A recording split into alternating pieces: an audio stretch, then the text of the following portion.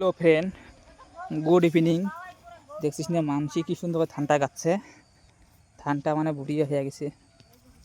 এই যে ধান এগুলো ছাড়া মানসি মানে বাঁচবে না। হ্যাঁ, এটা হলে হে মানসি কি হব না।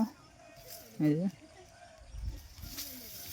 মানসি যেতে পয়সা না কামাস কিও, কিন্তু এই জিনিসটা না হলে মানসি বাঁচবে না। পয়সা থাকলে খাবা পাবি নাকি?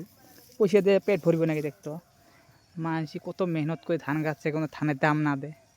আজ বলে 1 কেজি চাউল নিবে যায় 40 টাকা, নেয় 40 টাকা। আর এই ধানের মন দেয় 50 টাকা বা 600 টাকা এক মন, মানে 40 কেজি যে 600 টাকা বা 800 টাকা দেয়।